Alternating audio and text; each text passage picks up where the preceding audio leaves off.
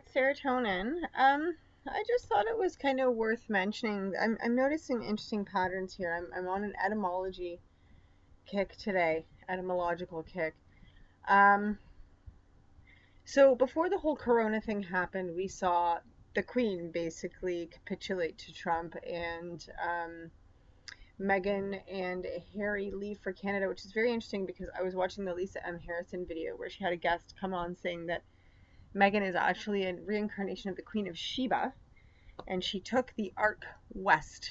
Ark, of course, being their son named Archie, and they took him west, did they not? And after that, didn't the House of Windsor fall? And now they're expecting some new king, which I just don't even know what to think about. But anyway, so interesting. So the coronavirus then morphed into something that was called COVID, which is also the name of a chip inside Microsoft hardware. You can look that up yourself.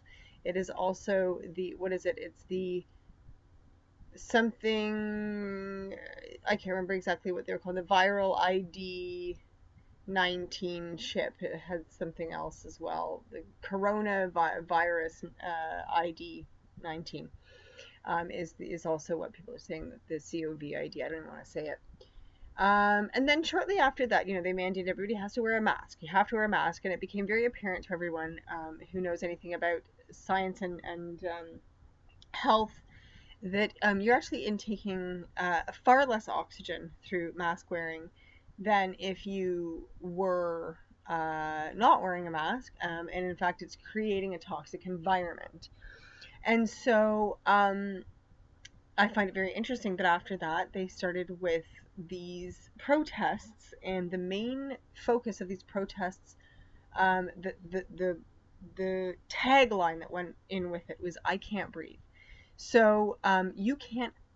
This is setting people up to actually be pre-shamed for complaining that they can't breathe through their masks. Now, what is coming out of this whole "I can't breathe" movement? Well, the ultimate thing that they're trying to do, it turns out, is not make actual certain lives better or matter, but to actually defund the police, which is very interesting because guess what's coming around the block now, courtesy of Be Ill in the Gates of Hell and Melinda, is a swine flu, which is really interesting because a lot of people who want to defund the police have also been known to call this particular group of people PIGS. Isn't it interesting how they just keep knitting these things in together and together and together? I mean, it's so obvious. The whole thing is a complete ruse. Now, one thing I just want to mention because I can't get this out of my head. I used to work in the restaurant industry, and I dated a guy a long time ago who used to work at an events place, and they used to have these things called white parties. And these white parties would be where everybody has to dress in white. Now, I thought it very interesting that, and this particular protest caught my attention because it was the trans Black Lives Matter protest.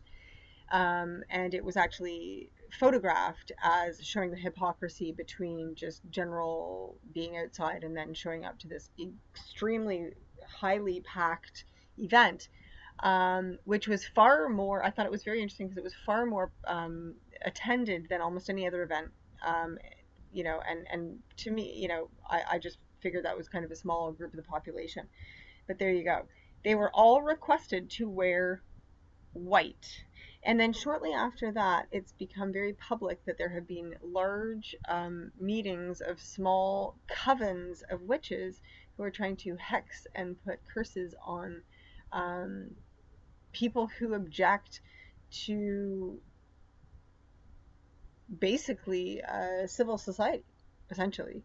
Um, so just, I found it very interesting. So if you see this again, calls for large groups of people to wear this certain color, to wear the color white when they meet. This is what I can tell from past experience and from what I've sort of gathered from just being smart and trying to keep, myself aware, is this is a ritual color. It's a color of ritual. So make what you will of all this. I just thought it was worth sharing. So have a great night and talk to you soon.